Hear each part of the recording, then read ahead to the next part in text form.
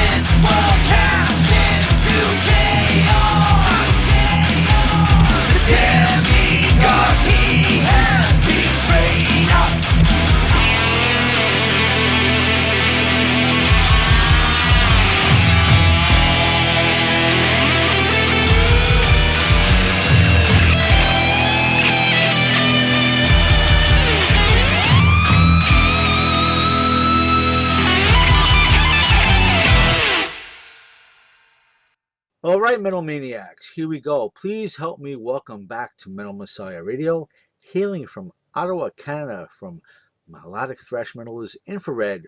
Joining us once again, we have on vocals and guitar, Armin Kamal. Hey Dave, how you doing? Good to be back.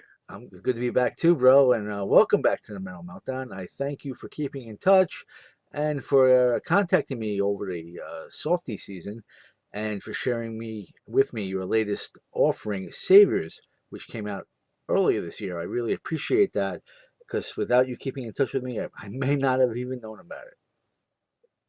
Yeah, no, pleasure. Trying to keep the metal going.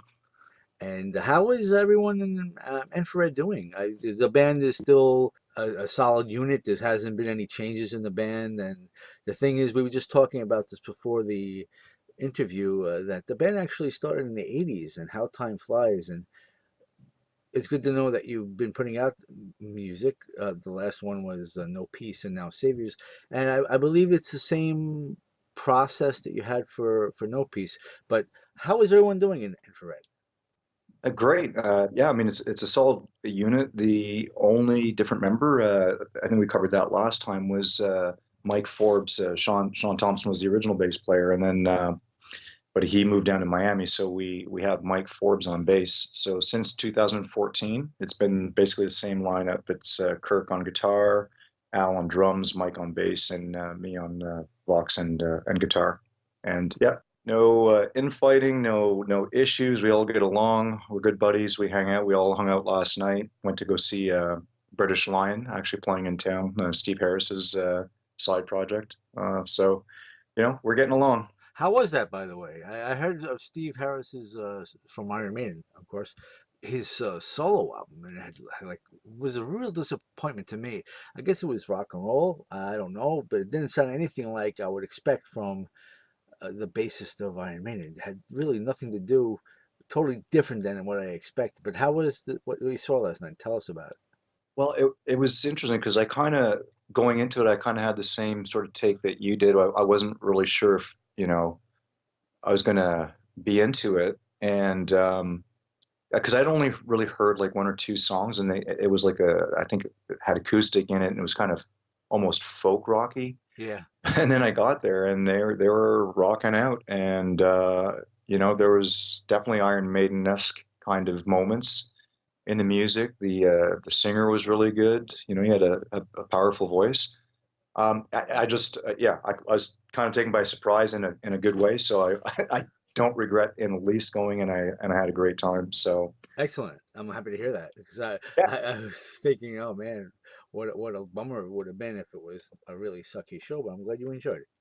no, yeah, and what was weird was I feel like I kind of maybe missed the train on it a bit because the crowd's all singing along. Like they have like those anthemic moments where everybody kind of sings along, and so everybody in the crowd knew this stuff. I'm like, man, what like did I miss something here? So now I'm going back and checking out like the album and stuff like that, and checking them out on YouTube for doing their live performances and stuff like that. So it's interesting. Cool, cool. So let's talk about Saviours. Could you tell us how all this music and the words and everything, how the writing process was? I mean, is this music from, I would say, like we talked about the last time, I believe we said it was from the past actually and redone. Is that what happened here with Saviours as well? Yeah, no, Peace was all songs written back in the 80s. And Saviors, we made a conscious decision on that album to only put new songs, Excellent. right? So now, if you listen to it, it obviously has a flavor and the sound of the past, but everything has been written since 2014. Um, so, Kirk brought X amount of riffs and song ideas to the band. I brought X amount. We hammer them out in the jam space. We arrange them together as a band. Everybody puts their ideas in. I typically write the lyrics. Kirk will also throw some lyrical ideas or concepts at me. Like this is a sort of theme that I have for the song, and then I'll just run with it.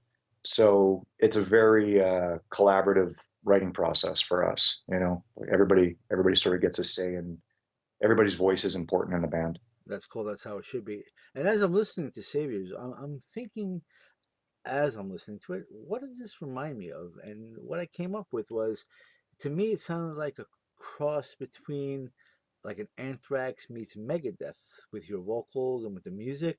It sounded to me a little bit of a combination of that, which is a good thing. Hmm. Yeah, I mean, I think there's a mix. I keep hearing all kinds of different comparisons, stuff that I've never even thought of before, or bands that I probably haven't even followed. And then you go and listen to it, it's like, oh, okay, I can sort of see that. But there's no conscious, let's try to sound like this. We may have saying, sometimes we'll say, hey, why don't we write a song that's inspired by this or that? And, almost like paying homage to a song or to a group of songs, or, you know what I mean? Like a time and place from our past. But in general, it's just, what sounds good to our ears? What would we want to hear? What kind of riffs do we like? And then we just put it together. Did a good job here. And where was this recorded and who produced Saviours? Well, it was same as No Peace. It was recorded in my basement. I have like a little home studio. And so I guess technically I produce it. I bring everybody in and record. But then what we do at the end of the cycle is we get Jason Jack Nunes from Metropolitan Studios to mix it. It's just better to sort of have, fresh set of ears and obviously a professional skill set to help put the final touches on it. Yeah, And he does it. that absolutely makes sense to do that, sure. Yeah. Because when you do it yourself, you might be like almost tone deaf to the sound already because you're so used to it that you really can't be objective to see, could we make this better or change Yeah. something if it needed. So that's cool.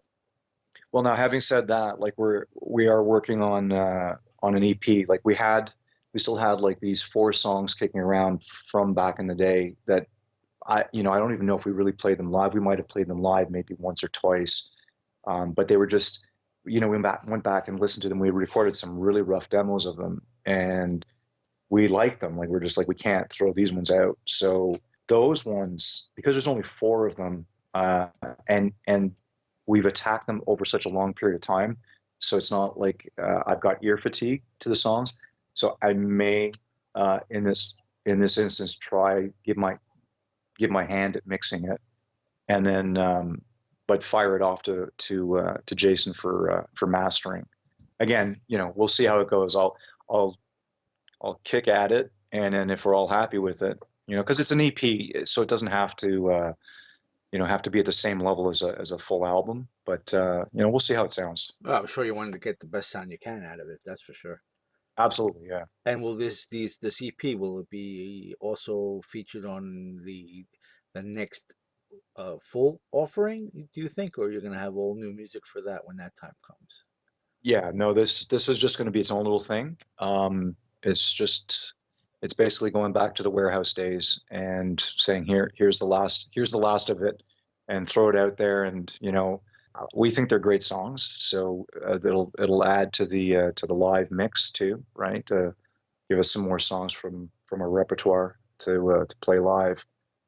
But the next album, we've been busy writing riffs, and it's probably going to be a good year or so before that sees the light of day, because we actually have to put them together. There's still lyrics, melodies, everything.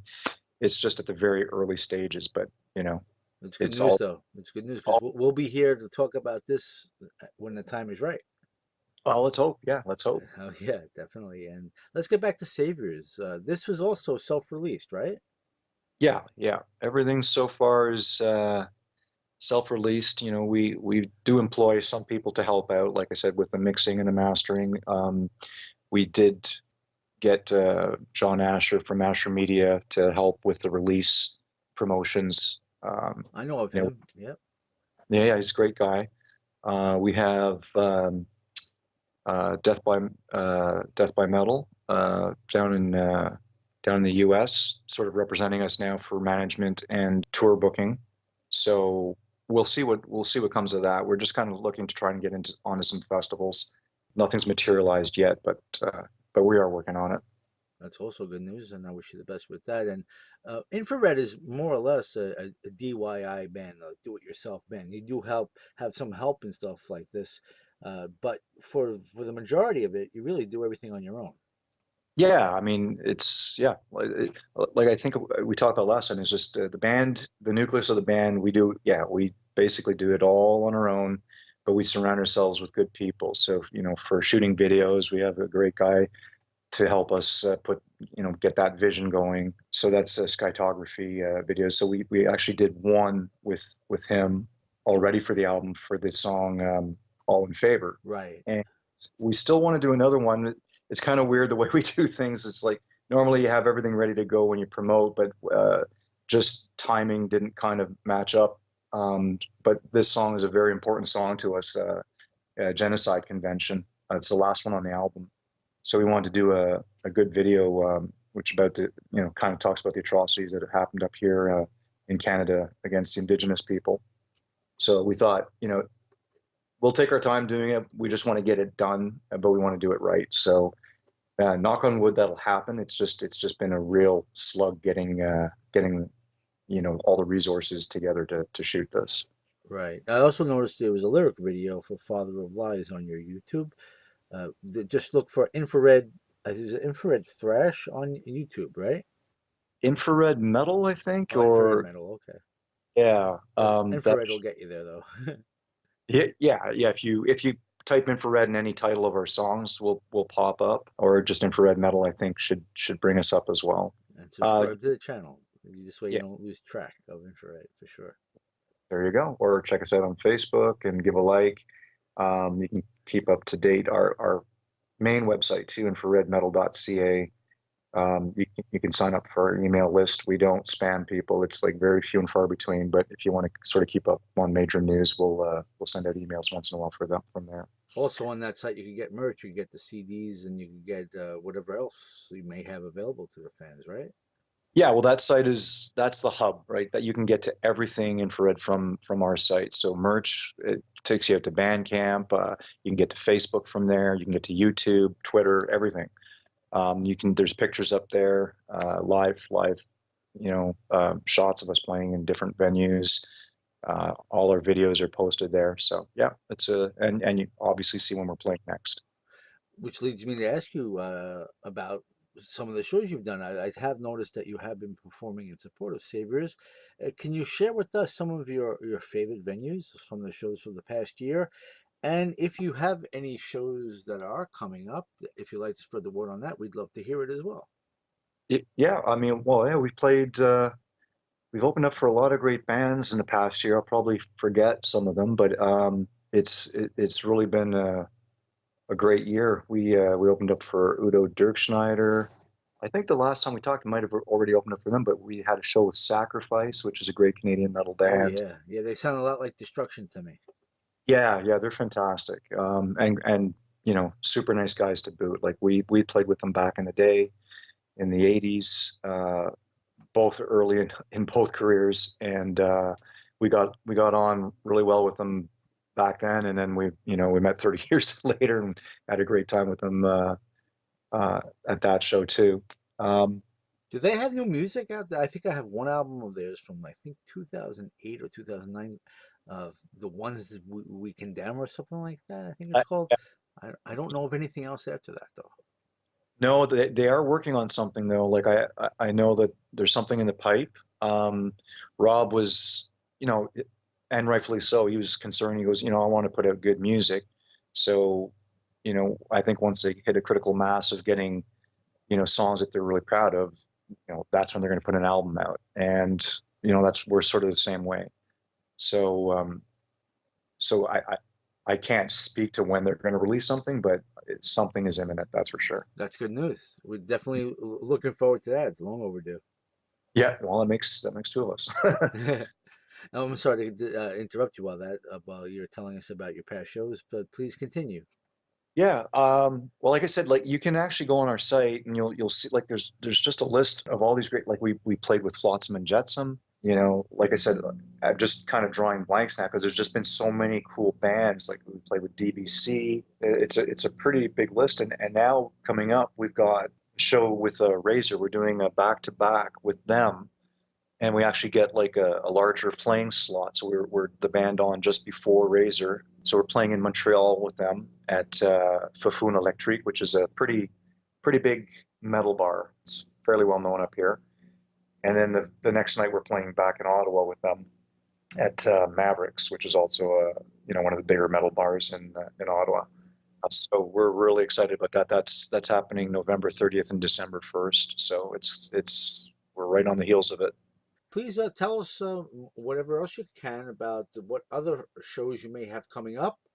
We would like to hear that. Do you have anything coming up in the near future? Well, no, it's just those two gigs that I mentioned with Razor right now. Then the idea there is that we want to focus on getting that video done and recording the EP.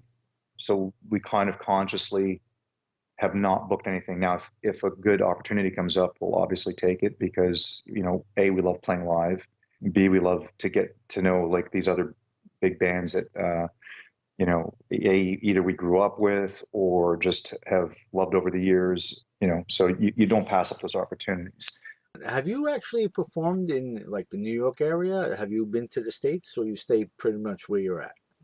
No, it's one of the things we're talking to Death by Metal about. He wanted to bring us down to the States, and we're like, we'd love to, but it's so expensive to get a visa. You have to get a visa to go and work down there, even though it's your own original music, and it's not to get political or anything like that, but it's certainly not reciprocal. American bands coming up to Canada is fairly easy. It's fairly cheap for them to do. For Canadian bands to go down to the States you're talking about 3 months in advance of paperwork, probably a good $1,000 to $1,500 in fees, that kind of thing. So yeah, you have to ask yourself, do we want to pay out of our pocket just so we can go play a show somewhere? Understood. Yeah, that's a rather unfortunate situation. I was not aware of that. Yeah, I mean, there's like lawyer websites that help bands to do it. But, everybody's making money except bands these days. So it's kind of, I mean, we kind of laugh at it, but it is what it is. Yeah, I got to see Threat Signal from your area. Actually, they're more of melodic death, I guess you call it, or metalcore, and I'm a big fan of that band. They're from Ottawa as well, and when they came to the States, I was really stoked, and I got to do an interview with them face to face. It was great, but yeah, maybe things have changed since then. That's a few years ago, but things are always changing, and sometimes not for the better. That's the reality of it, but who knows? I wish that it was an easier situation for you and less costly situation for you, because I'm sure America would love to see you perform live as well. Oh, we'd love to play down there, and it'd be super awesome. There's ways to work around it. It's just a matter of figuring it out. So if you could iron out a tour where the amount of money that you would get paid to do it would cover your travel costs, your hotel, and the visa portion, so in advance, like, hey, this is the X amount of dollars you're getting, then it's something that we would look at. But you'd have to book that block of time off, right? Say, okay, so for this 2-week period, we're going to be going through these states. It's something we would look at, but there's all the logistics, and there's also the timing of each member of the band that, can we take that time period to do it? So there are ways to do it. It's just a matter of it clicking, right? So yeah, I wonder if it would be any easier if you were signed to like a major label, if they have a better situation for you to get to do other than the United States, but across the world, if they make it easier for you to get into shows with the visa and all that, if they do a lot of the work for you. I don't know how it really works, but I would imagine if you are signed to a major label, they probably work harder for you than doing everything on your own. But I don't know. yeah, but that's where we had signed up with Death by Metal. So Tim McFarland from there's helping us out with that. Like I said, we're just sort of waiting on which festivals kind of thing that we're going to be attending, right? So just one of those things, and hopefully at the very least one in Canada, but 1 or 2 in Canada, because we have some great festivals up here. There's some good outdoor festivals that happen in the summer. There's great festivals that are happening in Europe. So those, and getting over there is not as, it's not as involved as going down to the States, for example. Amazing. It really is.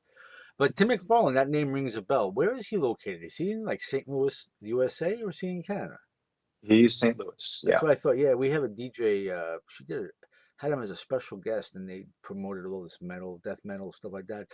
We have a Bloody Mary, and she has the Blood Pack show, and Mhm. he was actually featured on her show, and I think maybe once or twice, but he's a regular in the chat room. I remember seeing him in the chat room, so that's pretty. It's a small world.